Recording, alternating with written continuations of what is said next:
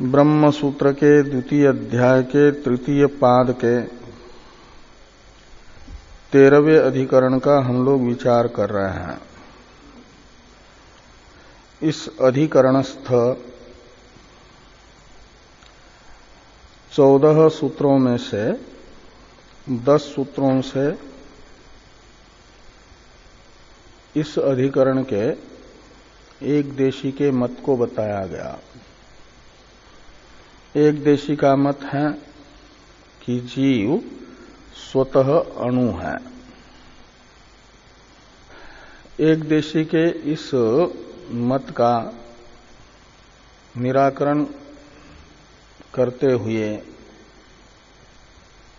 इस अधिकरण के 11वें और पाद के 29वें सूत्र में ये बताया गया कि जीव तो स्वतः अणु नहीं है, अपितु स्वरूपतः ब्रह्म के तरह व्यापक ही है। ये तू शब्द से सूचित अर्थ को बता करके कहा, यदि स्वरूपतः जीव को विभु मानेंगे तो जीव में अणुत्वादि का व्यपदेश रूप श्रुति का क्या होगा। इस प्रश्न का उत्तर देते हुए कहा कि जीव में अणुत्वादि व्यपदेश जो वेद में दिख रहे हैं वे उपाधिभूत बुद्धि के गुण निमित्तक हैं, औपाधिक है। बुद्धि के अणुत्व परिमाण को तद उपहित जीव में ये सो अणुरात्मा इत्यादि व्यपदेश बता रहे हैं। ऐसे बुद्धि की उत्क्रांति को तद उपहित जीव की उत्क्रांति के रूप में मान करके वेद में जीव के उत्क्रांत्यादि का व्यपदेश है। इस प्रकार ये इस अधिकरण के 11वें और पाद के 29वें सूत्र की भाष्य में व्याख्या हो गई। फिर एक शंका हुई, उसका उत्तर देने के लिए अधिकरण का 12वां और पाद का 30वां सूत्र है। शंका है, यदि आत्मा को बुद्धि रूप उपाधि को लेकर के ही संसारी हैं ऐसा मानेंगे, इस प्रकार की कल्पना करते हैं, अर्थात आत्मा में संसारित्व को कल्पित मानते हैं, तब तो जो प्रथम सूत्र में व्याख्यान हुआ तद्गुण सारत्वात् तद्व्यपदेशः इत्यादि पदों का वह उत्पन्न होता है। परमात्मा जैसे स्वतः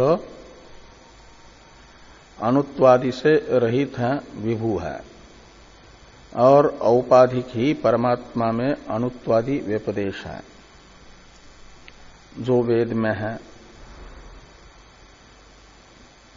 अनियान यवादवास बृहेर्वा इत्यादि श्रुति जो परमात्मा में अणुत्व का व्यपदेश है, वह परमात्मा के औपाधिक अनियस्त्व निमित्तक है। ऐसे परमात्मा के तरह जीव में संसारित्व औपाधिक मानेंगे, कल्पित मानेंगे, तब तो ये सो अनुरात्मा चेतसा वेदितव्य इत्यादि व्यपदेश तद्गुण सारत्व निमित्तक है, यह उपपन्न हो सकता है, सिद्ध हो सकता है। और ऐसा मानेंगे बुद्धि को आत्मा की उपाधि और आत्मा को बुद्धि से अलग, तो बुद्धि और आत्मा ये दो अलग अलग वस्तु होगी। इनका संयोग हुआ है आपस में, तो संयोगा विप्रयोगांता इस नियम के अनुसार आपस में संयुक्त जो आत्मा और बुद्धि है इनका कभी वियोग भी होगा, और जब वियोग होगा तो बुद्धि से रहित जो आत्मा है उसमें संसारित्व तो नहीं रहेगा, और संसारित्व तो ही आत्मा का स्वरूप है, और वह संसारित्व तो नहीं रहा का मतलब संसारित्व स्वरूप आत्मा ही नहीं रहा, तो आत्मा के असत्व का प्रसंग आएगा। अथवा आत्मा में असंसारित्व का प्रसंग आएगा। यदि आत्मा को स्वीकार कर भी लेते हैं नित्यात्मवादी, तो आत्मा में असंसारित्व का प्रसंग, ये दोनों भी पूर्व पक्षी के दृष्टि में, शंका करने वाले की दृष्टि में अनिष्ट प्रसंग है, अनिष्टापत्ति है। इस प्रकार की अनिष्ट प्रसंग की शंका हुई।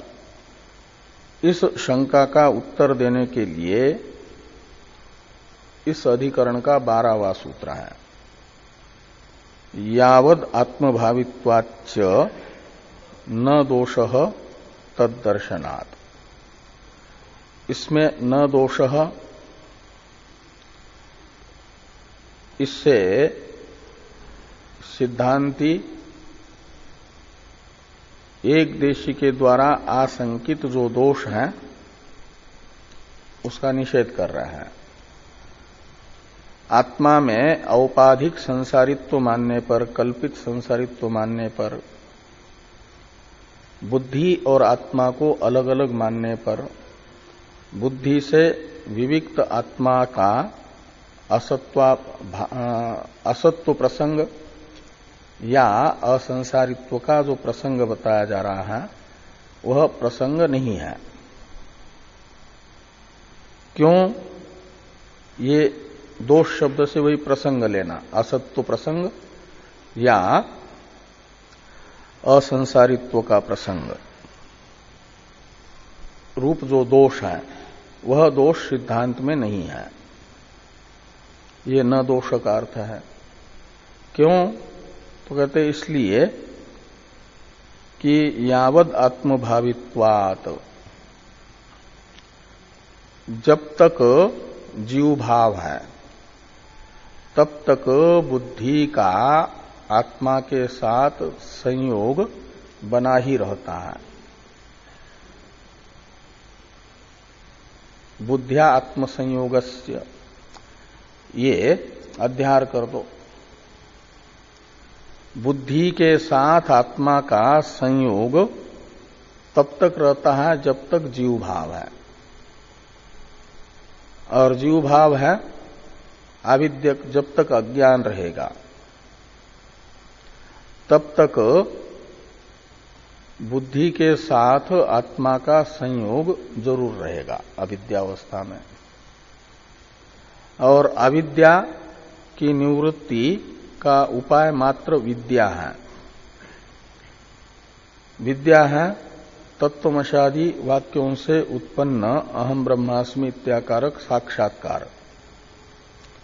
इस साक्षात्कार से अविद्या की निवृत्ति जब तक नहीं होती तब तक आत्मा का बुद्धि के साथ संबंध बना ही रहता है। बुद्धि और आत्मा का संयोग समाप्त नहीं होता अविद्या के रहते हुए। ये यावद आत्मभावित्वात् का अर्थ है। अब जब तक जीव भाव है, जब तक अविद्या है, तब तक आत्मा का बुद्धि के साथ वियोग नहीं होता, संबंध बना ही रहता है। ये किस प्रमाण से निश्चित हुआ? एक अवांतर जिज्ञासा होती है प्रमाण विषयक। इस जिज्ञासा को शांत करने के लिए तद्दर्शनात् पद का प्रयोग है सूत्र में। तद्दर्शनात् का अर्थ है कि वेद ऐसा बताता है, यानी वेद प्रमाण से यह ज्ञात होता है कि जब तक जीव भाव है तब तक आत्मा का बुद्धि के साथ वियोग नहीं होता। अविद्यावस्था में बुद्धि और आत्मा का संयोग ही बना रहता है, इन दोनों का कभी एक दूसरे के साथ वियोग नहीं होता अविद्यावस्था में, ऐसा वेद बताता है। तद्दर्शनात् का अर्थ है स समानः सन उभो लोको अनुसंचरति इत्यादि श्रुतियां यही बताती हैं। तद्दर्शनात् शब्द का प्रयोग करके वेद व्यास जी कह रहे हैं। इस प्रकार इस सूत्र का अर्थ हम लोग कल देख चुके हैं। इस सूत्र की व्याख्या भाष्य में है, भाष्य को देखा जाए। न दोषः, इसका अर्थ पहले कर रहे हैं, सूत्रस्थ न दोषः। ये जो दो पद हैं, इसका अर्थ भाष्यकार भगवान पहले करते हैं कि ज्ञेयम अनंतर निर्दिष्ट दोष प्राप्ति ही आशंकनीया। ये न दोष का अर्थ हुआ। अनंतर निर्दिष्ट जो दोष है,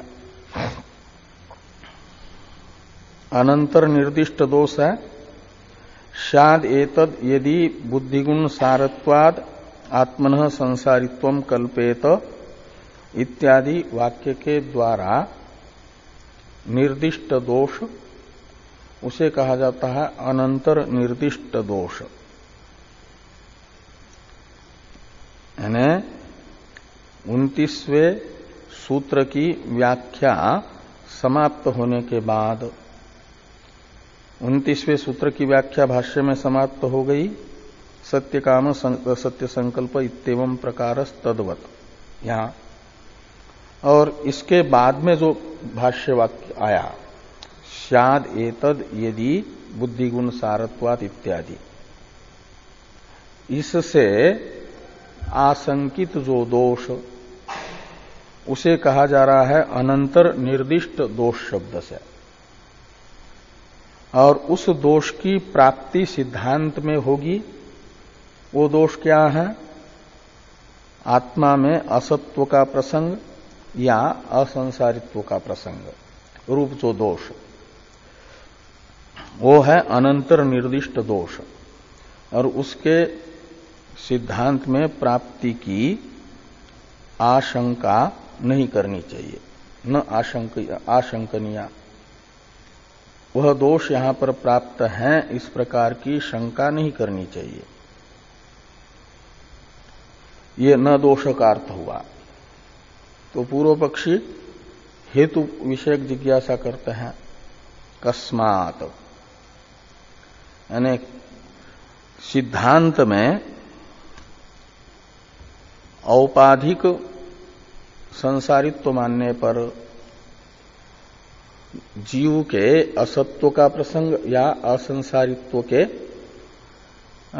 प्रसंग रूप दोष की शंका क्यों नहीं करनी चाहिए, दोष के प्राप्ति की शंका क्यों नहीं करनी चाहिए? ये कस्मात शब्द से पूछा गया हेतु को। वो हेतु बताया सूत्र में यावद आत्मभावित्वात् से। उसकी व्याख्या कर रहे हैं भाष्यकार भगवान कि यावद आत्मभावित्वात् बुद्धि संयोगस्य, बुद्धि संयोगस्य का अध्यार हुआ।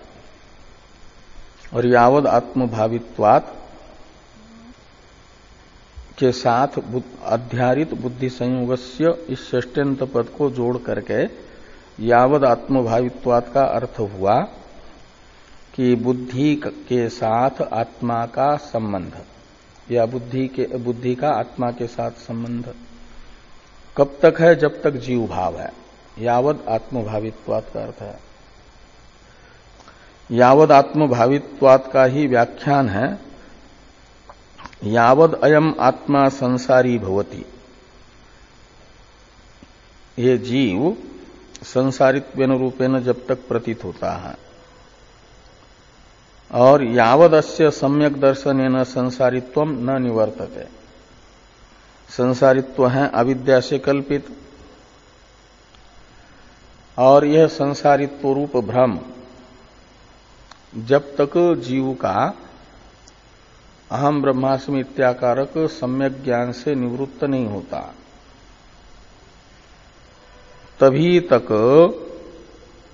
बुद्धि का आत्मा के साथ संयोग है। ते कहते हैं संसारित्वम न निवर्तते तावद अस्य बुद्ध्या संयोगो न शाम्यति। तो आत्मा का बुद्धि के साथ संबंध न शाम्यति यानी शांत नहीं होता, निवृत्त नहीं होता, बना ही रहता है। आत्मा का बुद्धि के साथ संबंध बना ही रहेगा जब तक आत्मा के संसारित्व की निवृत्ति नहीं होती, तब तक बना रहता है। और जैसे ही संसारित्व निवृत्त होता है, संसारित्व की निवृत्ति किससे होगी? संसारित्व के निवृत्ति का एक ही उपाय है सम्यक ज्ञान। इसलिए सम्यक ज्ञान से जब तक संसारित्व निवृत्त नहीं होगा तब तक बुद्धि के साथ आत्मा का संबंध बना ही रहता है। यह यावद आत्मभावित्वात् बुद्धि संयोगस्य का अर्थ है। तावद अस्य बुद्ध्या संयोगो न शाम्यति। अब भाष्य में जो यावद एवच अयम बुद्धि उपाधि संबंध इत्यादि वाक्य है, इसकी अवतरण टीका है। टीका को देखिए। ननु स्वतः संसारित्वम अस्तु किम बुद्धि उपाधिना इत्यत आह यावद एव चायम इति। जो लोग जीव को स्वतः ही संसारी मानना चाहते हैं उनकी यह शंका है कि आत्मा में यानी जीव में संसारित्व को यानी कर्तृत्व भोक्तृत्व को, संसारित्व है कर्तृत्व भोक्तृत्व, तो जीव को कर्ता भोक्ता स्वतः ही माना जाए, उसमें स्वाभाविक ही कर्तृत्व भोक्तृत्व माना जाए। आत्मा के कर्तृत्व भोक्तृत्व में बुद्धि रूप उपाधि से क्या लेना देना है? ये कहा कि स्वतः संसारित्वम अस्तु यानी आत्मनः स्वतः संसारित्वम अस्तु किम बुद्धि उपाधिना, बुद्धि रूप उपाधि से क्या लेना देना है संसारित्व में आत्मा के, यानी बुद्धि रूप उपाधि निमित्तक न माना जाए संसारित्व को। ये हुई शंका।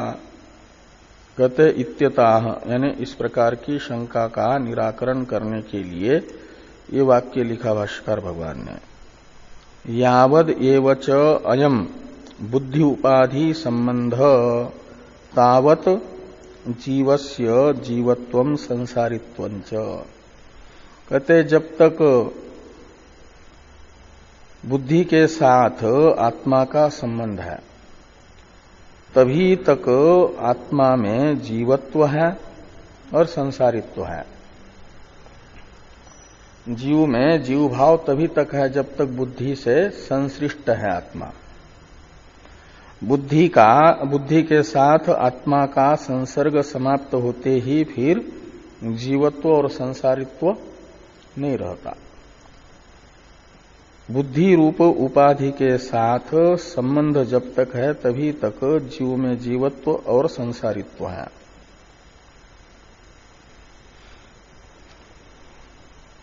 और उपाधि के बिना देखो तो कभी भी आत्मा में जीवत्व और संसारित्व है ही नहीं।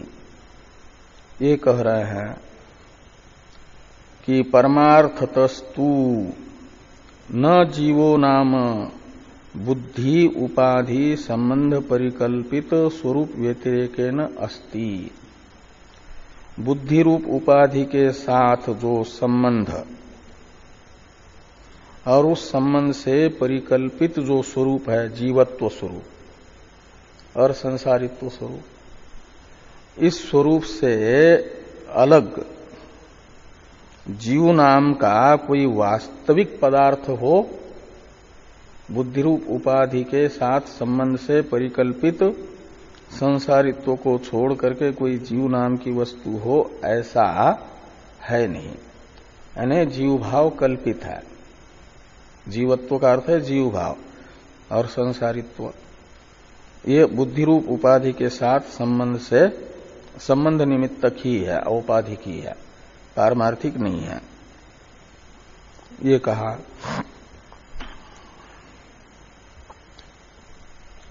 नहीं नित्य मुक्त स्वरूपात सर्वज्ञात ईश्वरात अन्य चेतनो धातुर द्वितीयो वेदांतार्थ निरूपणायाम उपलभ्यते। तो कहते हैं परमार्थ दृष्टिया जब देखते हैं तो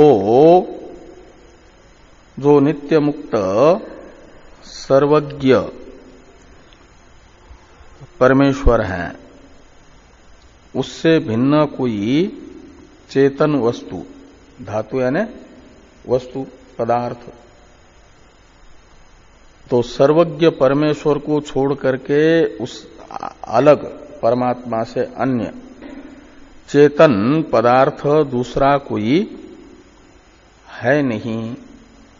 उपनिषदों के अर्थ का जब विचार करते हैं तो इसलिए कहते वेदांतार्थ निरूपणायाम, यानी उपनिषदों का उपक्रम उपसंगार आदि तात्पर्य निर्णायक प्रमाणों के आधार पर विचार करते हैं तो परमात्मा को छोड़ करके दूसरी कोई जीव नाम की चेतन वस्तु है, ये उपनिषदों से तो ज्ञात नहीं होता, न उपलभ्यते।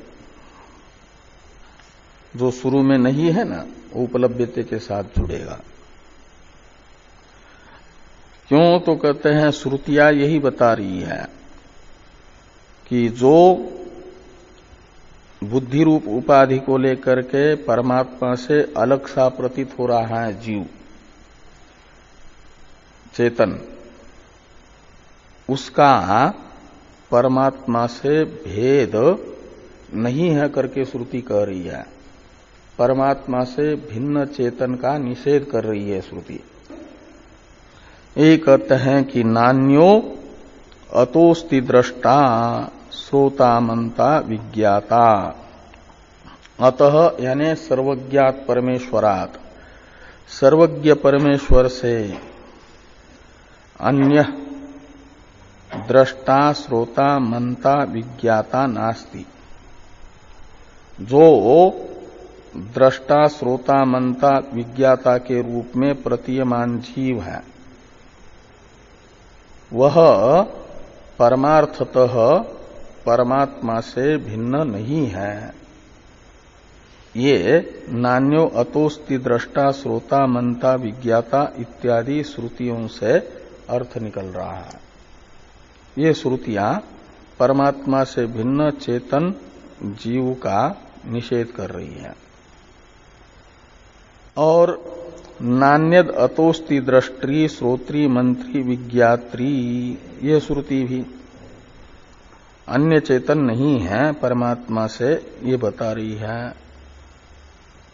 और केवल जीव का परमात्मा से भेद का निषेध मात्र हो रहा है ऐसी बात नहीं, अभेद भी बता रही है श्रुति। भेद का निषेध कर रही है और अभेद का प्रतिपादन कर रही है। इसलिए कहते हैं तत्त्वमसि अहम ब्रह्मास्मि इत्यादि श्रुति सतेभ्य। तो तत्त्वमसि अहम ब्रह्मास्मि इत्यादि श्रुतियों से ब्रह्म के साथ त्वमर्थ जीव का अभेद भी बताया जा रहा है। भेद का निषेध किया जा रहा है, अभेद का प्रतिपादन किया जा रहा है। इससे ज्ञात होता है कि वेदांत का तात्पर्य विषय ब्रह्म से अनन्य ही है। जीव और ब्रह्म का एकत्व ही, अभेद ही उपनिषदों का तात्पर्य विषय है। इत्यादि श्रुति सतेभ्य। भाष्य में है आगे कि कथम पुनः अवगम्यते यावद आत्मभावी बुद्धि संयोग इति। तद्दर्शनात् का अवतरण है भाष्य में। सूत्र में तद्दर्शनात् पद है ना, उसकी व्याख्या करने के लिए ये अवतरण वाक्य है कि कथम पुनः अवगम्यते यावद आत्मभावी बुद्धि संयोग इति। यावद आत्मभावी बुद्धि के साथ आत्मा का संयोग है, जब तक जीव भाव है तब तक बुद्धि के साथ आत्मा का संयोग है। यह आपको किस प्रमाण से ज्ञात हुआ? कथम अवगम्यते यानी केन प्रमाणेन अवगम्यते। ये एक देशी ने शंका की, इसका उत्तर दिया जा रहा है मूल सूत्र में तद्दर्शनात् पद से। इसलिए कहा कि तद्दर्शनाद् इति आह। और मूल सूत्रस्थ तद्दर्शनात् इस पद की व्याख्या है भाष्य में तथा ही शास्त्रम दर्शयति। शास्त्र यानी वेद ऐसा ही बताता है।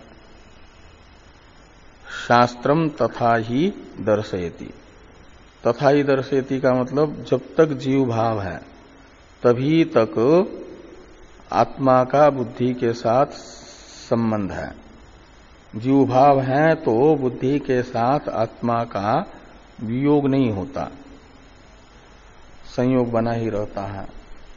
यही बात वेद बता रहा है। शास्त्र है वेद।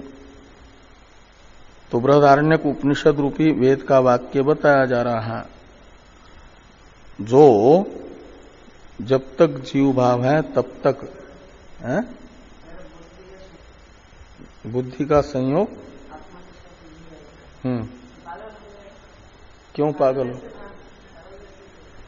परमात्मा पागल है क्या? हाँ, तो परमात्मा को बुद्धि नहीं है, है? तो बुद्धि रहित है परमात्मा।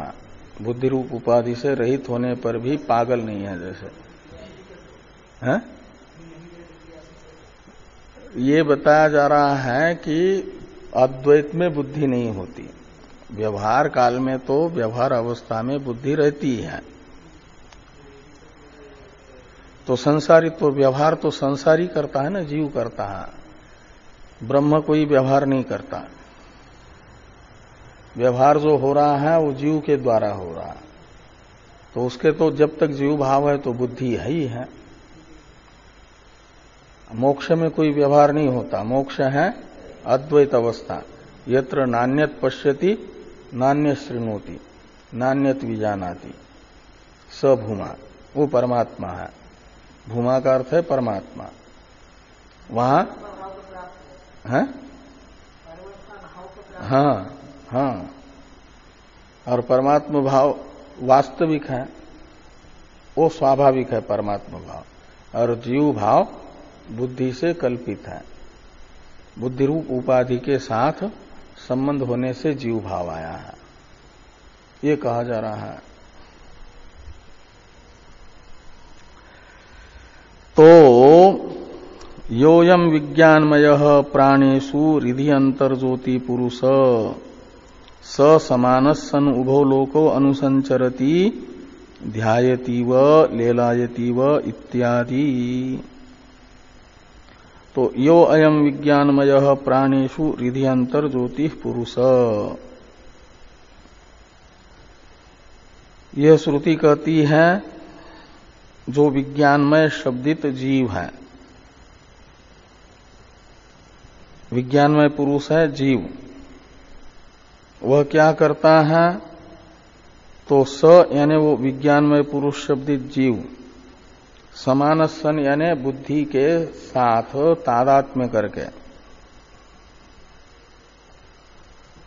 उभो लोको अनुसंचरति।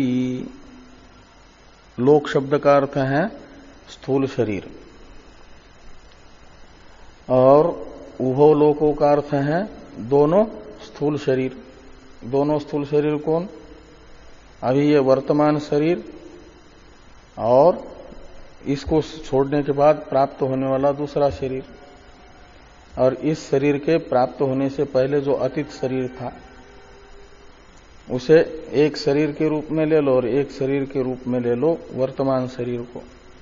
ऐसे जो दोनों शरीर हैं, पूर्व शरीर छोड़ा इस शरीर में आया, इस शरीर को छोड़ता है भावी शरीर में चला जाता है। ये संचरण है, एक शरीर को छोड़ना दूसरे शरीर को ग्रहण करना, रूप जो लोक में संचरण है, आना जाना है संचरण का अर्थ। तो ये जो जीव है, आत्मा है, वह समान सन यानी बुद्धि के साथ तादात्म्य करके ही लोक लोकांतर में आने जाने वाला है।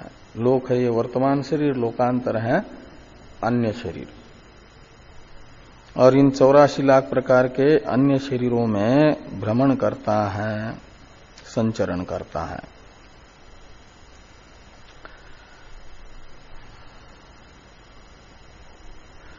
और स्वतः तो अकर्ता ही है वो, लेकिन उसकी उपाधिभूत जो बुद्धि है उसमें जिस प्रकार की क्रिया होगी वैसा ही प्रतीत होता है। जैसे नदी के किनारे कोई पेड़ खड़ा है और हवा वगैरह कुछ नहीं है, लेकिन जल हिल रहा है, तो पेड़ भी हिलता हुआ सा प्रतीत होता है, पेड़ का प्रतिबिंब। हम लोग भी कहीं तालाब के किनारे खड़े रह करके देखते हैं तो अपना प्रतिबिंब तालाब में दिखता है, और तालाब का जल यदि हिल रहा है, किसी ने पत्थर डाल दिया कोई छोटा सा, उसमें तरंग आ गई, हिल रहा है, चंचल हो गया जल, तो प्रतिबिंब भी चंचल होता हुआ सा प्रतीत होता है। वस्तुतः हम नहीं हिल रहे हैं, और हमारी प्रतिबिंबात्मक रूप की उपाधिभूत जल के हिलने से प्रतिबिंबात्मक रूप भी हिलता हुआ दिखता है। ऐसा होता है ना? ऐसे ही ये कहते हैं कि ध्यायतीव, आत्मा वस्तुतः ध्यान भी नहीं करता है, लेकिन बुद्धि जब ध्यान करती है का मतलब एकाग्र हो जाती है, स्थिर हो जाती है, समाहित होती है, तो बुद्धि रूप उपाधि के समाहित होने से मान लिया जाता है कि मैं समाहित हूं। बुद्धि शांत हो गई तो मान लेता है कि मैं शांत हूं। और बुद्धि यदि लेलायती, बुद्धि में यदि लेला हो रही है, लेला कहते हैं कंपन को, क्रिया को, तो बुद्धि सक्रिय है तो अपने आप को भी मान लेता है कि मैं सक्रिय हूं।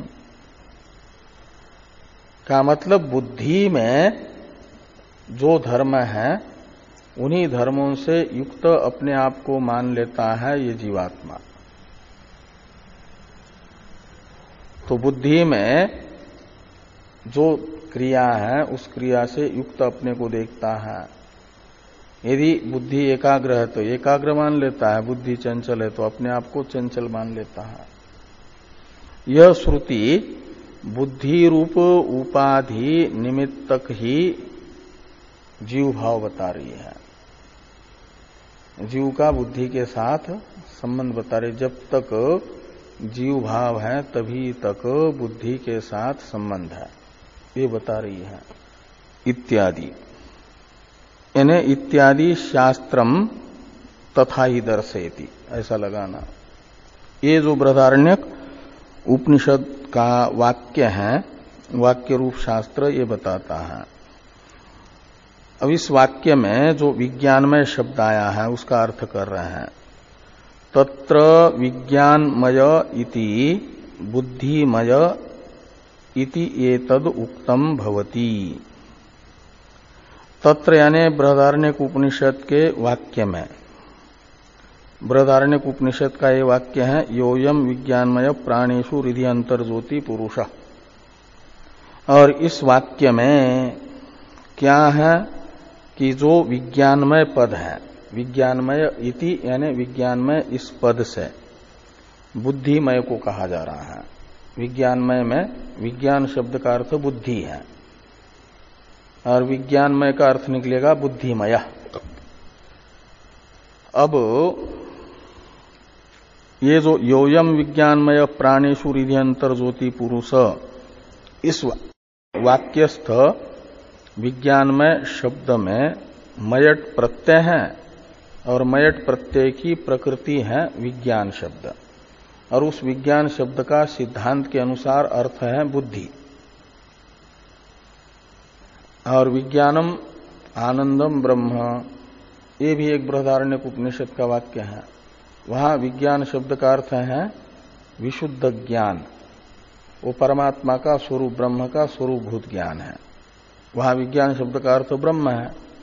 कहां पर? विज्ञानम आनंदम ब्रह्म, इस वाक्य में। और योयम विज्ञानमय हृदय अंतर्ज्योति पुरुष, इस वाक्य में जो विज्ञानमय शब्द है उसमें मयट तो प्रत्यय है और उसकी प्रकृति जो विज्ञान शब्द है, इस विज्ञान शब्द का अर्थ है ब्रह्म नहीं अपितु बुद्धि, ये सिद्धांति कह रहे हैं। और विज्ञानमय शब्द में मयट जो प्रत्यय है वो प्राचुर्य अर्थ में है, इसलिए विज्ञानमय का अर्थ निकलेगा बुद्धिमय यानी बुद्धि प्रचुर, ये सिद्धांति अर्थ करते हैं। इस पर एक शंका की जा रही है कि योयम विज्ञानमय प्राणेषु हृदयंतर पुरुष, इस वाक्य में विज्ञानमय शब्दस्थ विज्ञान शब्द का अर्थ ब्रह्म कर लो, बुद्धि न करके, और मयट प्रत्यय विकारार्थ में मान लो, तो विज्ञानमय शब्द का अर्थ निकलेगा ब्रह्म का विकार। विज्ञान का अर्थ है ब्रह्म और मयट प्रत्यय का अर्थ है विकार, तो विज्ञानमय शब्द का अर्थ निकलेगा ब्रह्म का कार्य, और ब्रह्म का कार्य कौन है? जीव, वो है अणु, ऐसा मान लो। इस प्रकार की शंका पूर्व पक्षी की ओर से की जा रही है। उसका उत्तर भाष्य में होगा प्रदेशांतरे इत्यादि वाक्य से। प्रदेशांतरे इत्यादि वाक्य की अवतरण टीका है। अवतरण टीका में टीकाकार इसी प्रकार की शंका बता रहे हैं। तो कहते हैं स समान सन उभो लोको अनुसंचरति, इसमें समान शब्द का अर्थ कर दो समानो यानी बुद्धि तादात्म्यापन्न सन, ये समान शब्द का अर्थ कर दिया। अब यहां पूर्ण विराम होना चाहिए। समानस का अर्थ कर दिया बुद्धि तादात्म्यापन्न सन। अब ये शंका है पूर्व पक्ष की कि विज्ञानम ब्रह्म और तन्मयो यानी विकारो अणु इत्यर्थ किम न स्यात्, यानी योयम विज्ञानमय प्राणेषु हृदयंतर पुरुषः, इस वाक्य में प्रयुक्त विज्ञानमय शब्द में विज्ञान शब्द का अर्थ है ब्रह्म, ये पूर्व पक्षी कह रहा है। विज्ञान शब्द का अर्थ ब्रह्म कर लो और मयट प्रत्यय का अर्थ विकार कर लो, इसलिए तन्मय का अर्थ निकलेगा ब्रह्म का विकार। हाँ, ब्रह्ममय, ब्रह्ममय का अर्थ ब्रह्मण विकार, ब्रह्ममय। जैसे मृन्मय का अर्थ होता है मृत का विकार, मिट्टी का विकार, घड़ा। ऐसे विज्ञानमय में विज्ञान का अर्थ है ब्रह्म और मयट प्रत्यय का अर्थ है विकार, तो अर्थ निकलेगा ब्रह्म का विकार यानी कार्य। वो कौन? जीव, वो अणु है। इत्यर्थ, ये अर्थ किम न स्यात्, ये विज्ञानमय में मयट प्रत्यय का विकार रूप अर्थ और विज्ञान शब्द का ब्रह्म रूप अर्थ क्यों नहीं होगा? इस प्रकार की शंका का समाधान करने के लिए कहते हैं इत्यत आह प्रदेशांतर इति। इसी शंका का निराकरण करने के लिए भाष्कर भगवान ने वाक्य लिखा कि प्रदेशांतरे, भाष्य में, विज्ञानमयो मनोमय प्राणमय चक्षुर्मय श्रोत्रमय इति विज्ञानमयस्य मन आदि भी सह पाठात। तो प्रदेशांतर यानी अन्य वाक्य में विज्ञानमय का मनोमयादि के साथ पाठ होने से, विज्ञानमय मनोमय प्राणमय चक्षुर्मय श्रोत्रमय, यहां पर विज्ञानमय में जो विज्ञान शब्द है, इस विज्ञान शब्द का अर्थ बुद्धि लिया गया है। क्यों? तो मनोमय प्राणमय चक्षुर्मय श्रोत्रमय इत्यादि में मन, प्राण, चक्षु और श्रोत्र ये जो है सूक्ष्म शरीर अंतःपाती तत्व विशेषों के वाचक शब्द हैं। मन संकल्प विकल्पात्मक जो अंतःकरण है उसको बताता है।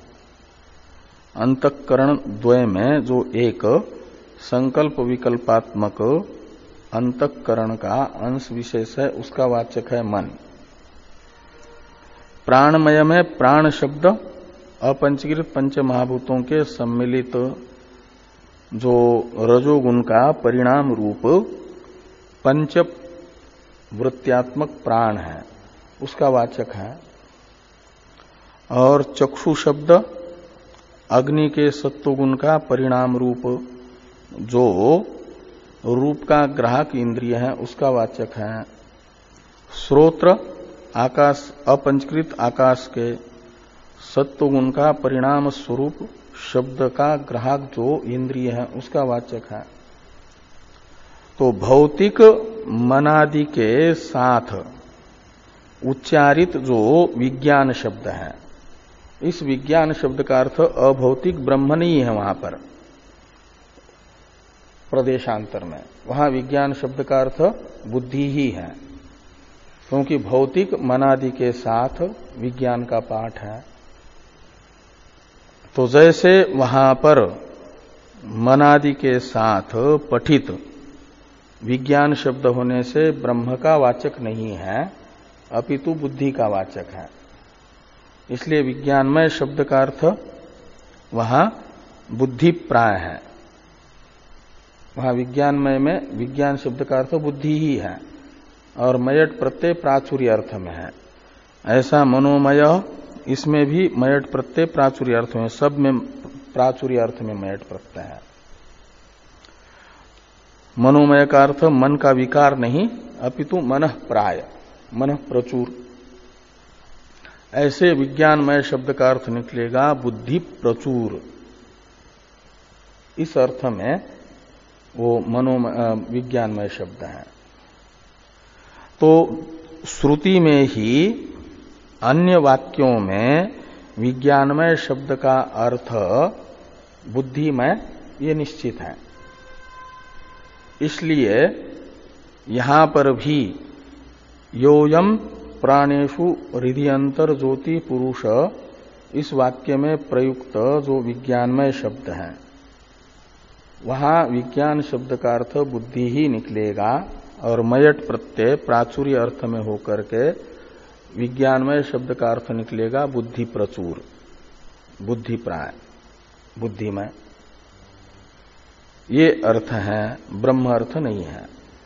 इसे बताने के लिए ये लिखा है कि प्रदेशांतरे विज्ञानमयो मनोमय प्राणमय चक्षुर्मय श्रोत्रमय इति विज्ञानमयस्य मन आदि भी सह पाठात। तो विज्ञान शब्द का मन आदि के साथ पाठ होने से विज्ञानमय शब्द का अर्थ बुद्धिमय होगा और वही अर्थ योयम विज्ञानमय प्राणेषु हृदयंतर ज्योति पुरुष में विज्ञानमय शब्द का किया जाएगा, ये बताया गया। अब ये निश्चित हुआ कि विज्ञानमय शब्द में विज्ञान शब्द का अर्थ ब्रह्म नहीं और मयट प्रत्यय विकार अर्थ में नहीं प्राचुर्य अर्थ में है, इसलिए विज्ञानमय शब्द का अर्थ निकलेगा बुद्धिमय, बुद्धि प्रचुर। ये टीका में टीकाकार लिखते हैं कि विज्ञानमयो यानी बुद्धि प्रचुर इत्यर्थ। विज्ञानमय शब्द का अर्थ है बुद्धि प्रचुर। कौन से विज्ञानमय शब्द का अर्थ बुद्धि प्रचुर बताया? जो बृहदारण्यक उपनिषद का वाक्य बताया ना यहां पर, योयम विज्ञानमय प्राणेषु हृदयंतर ज्योति पुरुष स समान सन उभो लोको अनुसंचरति, इस वाक्य में जो विज्ञानमय शब्द है उसका अर्थ है बुद्धि प्रचुर, क्योंकि विज्ञान शब्द का अर्थ बुद्धि ही है, ब्रह्म नहीं। और विज्ञान शब्द का अर्थ ब्रह्म नहीं बुद्धि है, ये कैसे ज्ञात हुआ? उसके लिए वो प्रदेशांतर इत्यादि वाक्य लिखा। ठीक है, तो इस प्रकार ये निश्चित हुआ कि विज्ञानमय शब्द का अर्थ है बुद्धि प्रचुर। आगे लिखते हैं कि बुद्धिमय, भाष्य में बुद्धिमयत्वंच तद्गुण सारत्वम एव अभिप्रेयते। तो जीव में बुद्धिमयत्व क्या है? तो बुद्धिमयत्व का अर्थ है तद्गुण सारत्व। जो इस पूर्व सूत्र में पहला पद है तद्गुण सारत्वात्, तो तद व्यपदेश, यहां पर जो तद्गुण सारत्व है यही बुद्धिमयत्व है, बुद्धि प्रचुरत्व है। बुद्धि प्रचुरत्व का अर्थ है बुद्धि के गुणों से युक्तता। हाँ, बुद्धि में जो गुण है, जैसी बुद्धि है वैसा ही उपहित का दिखना, ये बुद्धि प्रचुरत्व है, बुद्धिमयत्व है। तो बुद्धि यदि इच्छा वाली है तो आत्मा का भी इच्छा वाला प्रतीत होना, बुद्धि यदि क्रोध से युक्त है तो आत्मा का भी क्रोधी प्रतीत होना, बुद्धि यदि राग द्वेष से युक्त है तो आत्मा अपने आप को राग द्वेष से युक्त मान ले। बुद्धि यदि इस शरीर से निकलती है तो अपने को ही इस शरीर से निकलने वाला समझे, बुद्धि अन्य शरीर में जाती है तो अपने को ही अन्य शरीर में जाने वाला मान ले। यही आत्मा में बुद्धि प्रचुरत्व है, बुद्धि गुण सारत्व।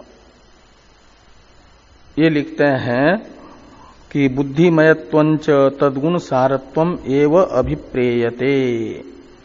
आत्मा में बुद्धिमयत्व है, बुद्धिगुण सारत्व। बुद्धिमयत्वंच बुद्धिगुण सारत्व, तद्गुण सारत्व में तत्कार्थ है बुद्धि, इसलिए बुद्धिमयत्व का अर्थ हो जाएगा बुद्धिगुण सारत्व। उदाहरण के लिए बताया जा रहा है, जैसे भाष्य में ही यथा लोके, स्त्रीमयो देवदत्त इति स्त्री रागादि प्रधानो अभिधीयते तद्वत। जैसे लोक में कोई कहता है ज्यादा कामी कोई पुरुष है तो उसे स्त्रीमयो देवदत्त, तो देवदत्त का विशेषण है स्त्रीमय। तो देवदत्त में स्त्रीमयत्व क्या है कि स्त्री के प्रति रागादि, तो इति स्त्री रागादि प्रधान, तो स्त्री के प्रति रागादि से युक्त जो होगा उसे स्त्रीमय कहा जाता है। ऐसे बुद्धिमय कहा जाएगा बुद्धि के गुणों से युक्त को। तो स्त्री प्रधानो अभिधीयते तद्वत। इस प्रकार ये विज्ञानमय शब्द का अर्थ निकला बुद्धिमय, बुद्धि प्रचुर। अब स समान सन उभो लोको अनुसंचरति, यह वाक्य ये बता रहा है कि आत्मा का बुद्धि के साथ अज्ञान अवस्था में कभी वियोग नहीं होता। बुद्धि के साथ आत्मा का संबंध बना ही रहता है संसारी दशा में। ये बता रहे हैं कि स समान सन उभो लोको अनुसंचरति इति च लोकांतरगमनेपि अवियोगम बुद्ध्या दर्शयति। स समान सन उभो लोको अनुसंचरति, यह वाक्य जीव के स्वर्गादि लोकांतर में गमन होने पर भी, जीव का गमन होने पर भी जीव का बुद्धि के साथ अवियोग ही बता रहा है, यानी संयोगा भाव ही बता रहा है। संयोगा भाव का अभाव, वियोग तो है संयोगा भाव, और संयोगा भाव का अभाव है संयोग, संयोग ही बताता है। यानी बुद्धि, जीव लोकांतर में जाता है तब भी इसी शरीर में जो बुद्धि थी उसी बुद्धि को लेकर के जाता है। बुद्धि कभी बुद्धि रहित होकर के लोकांतर में नहीं जाता, उल्टा बुद्धि के जाने से ही जीव का गमन माना गया। जीव तो स्वतः विभू है, व्यापक है, उसका गमनागमन नहीं होता।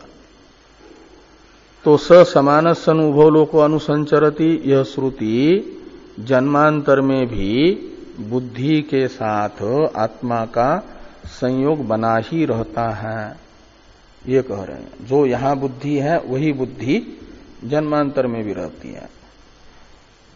जितना विकास इस जन्म में हुआ है बुद्धि का, उतने ही विकास से युक्त बुद्धि जन्मांतर में रहती है। जैसे यहां है जिस संस्कार वाली, उसी संस्कार से युक्त बुद्धि जन्मांतर में भी रहती है। इसलिए जन्म जन्म की साधना करनी होती ना, बुद्धि को शुद्ध करके ब्रह्मरूप बनाने के लिए। तो स समान सनुभव लोको अनुसंचरति इति च लोकांतरगमनेपि अयोगम बुद्ध्या दर्शयति। भाष्य में दूसरा वाक्य है केन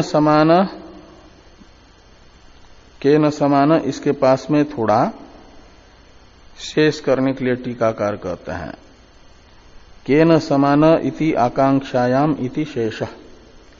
इति आकांक्षायाम, इन दो पदों का इति और आकांक्षायाम, एक इति शब्द और आकांक्षायाम एक सप्तम्यंत पद, इन दोनों का शेष करना है, यानी अन्वय करना है। केन समानस इसके पास में, तो केन समान इति आकांक्षायाम ऐसा वाक्य रहेगा। स समानसन उभो लोको अनुसंचरति, ये वाक्य कहता है ना कि विज्ञानमय शब्दित जो जीव है, स शब्द से विज्ञानमय को लेना है, तो विज्ञानमय शब्दित जीव समान हो करके दोनों लोकों में संचरण करता है। हाँ, तो किसके साथ समानता लेनी है जीव की, आत्मा की? इस प्रकार की आकांक्षा होने पर, समान शब्द का अर्थ है सादृश्य, तो सादृश्य का प्रतियोगी कौन है, किसका सादृश्य आत्मा में चाहिए। तो इस प्रकार ये सादृश्य के प्रतियोगी की आकांक्षा होने पर आगे कहते हैं वो सादृश्य का प्रतियोगी बताया जा रहा है बुद्धि को, विज्ञानमय में जो विज्ञान शब्द का अर्थ है। तो तया एव बुद्ध्या इति गम्यते सन्निधानात्, तो तया बुद्ध्या एव यानी बुद्धि से ही समान, बुद्धि है सादृश्य का प्रतियोगी। बुद्धि का सादृश्य जब आत्मा में होता है, बुद्धि की समानता जब आत्मा में होती है, तब आत्मा, बुद्धि के सादृश्य से युक्त हुआ आत्मा दोनों लोकों में संचरण करता है। तो समान शब्द के द्वारा आत्मा में प्रतीयमान जो सादृश्य, उसका प्रतियोगी है बुद्धि। तो बुद्ध्या समानस्सन ऐसा लगाना, इति गम्यते, ऐसा क्यों, बुद्धि का ही सादृश्य क्यों लेना है, कहते इसलिए कि सन्निधानात्, उस समय समीप में है, जीव के समीप में बुद्धि पड़ती है। सन्निधानम एक प्रमाण होता है 6 प्रकार के प्रमाणों में से, स्थान नामक प्रमाण को कहा जाता है सन्निधान रूप प्रमाण। तो स्थान प्रमाण के आधार पर आत्मा में जो समान शब्द ने सादृश्य बताया है, उसके प्रतियोगी के रूप में सन्निहित बुद्धि का ही अन्वय होगा।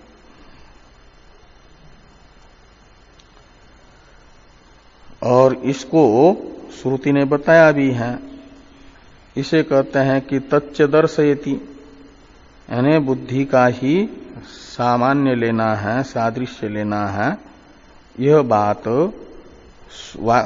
बृहदारण्यक का ही वाक्य शेष बता भी रहा है। वो कौन सा वाक्य शेष, तो ये है कि ध्यायतीव लेलायतीव इति। तो ये जो विज्ञानमय शब्दित जीव है, यह ध्यान करता हुआ सा प्रतीत होता है और लेलायमान प्रतीत होता है। कब लेलाय सा प्रतीत होता है, कब ध्यान करता हुआ सा प्रतीत होता है, तो कहते हैं जब बुद्धि लेला से युक्त होगी। लेला कहते हैं चांचल्य को, सक्रियता को, क्रिया को। तो बुद्धि यदि सक्रिय है तो आत्मा भी सक्रिय प्रतीत होता है विज्ञान में, और बुद्धि यदि ध्यान करती है यानी समाहित है तो आत्मा भी समाहित प्रतीत होता है। तो यह श्रुति बुद्धि की ही समानता बता रही है ना, आत्मा में बुद्धि का सादृश्य बता रही है। तो ध्यायति व लेलायति व इति श्रुति तद दर्शयति, यानी बुद्धि साम्यम दर्शयति आत्मनः, बुद्धि रूप उपाधि का साम्य आत्मा में बताती है। ये तद उक्तम भवति, इसका अवतरण है, इसका अवतरण नहीं, ये भाष्य कोई देखिए। ये तद उक्तम भवति यानी इतने का, योयम विज्ञानमय प्राणेषु हृदय अंतर ज्योति से लेकर के ध्यायतीव लेलायतीव इति यहां तक के ग्रंथ से यह बात संक्षेप में कही गई। वो कह रहे हैं कि एतद उक्तम भवति नायम स्वतो ध्यायति नापि चलति ध्यायन्त्याम बुद्धो ध्यायतीव चलन्त्याम बुद्धो चलति इव इति एतद उक्तम भवति, ऐसा लगाना। अयम यानी आत्मा,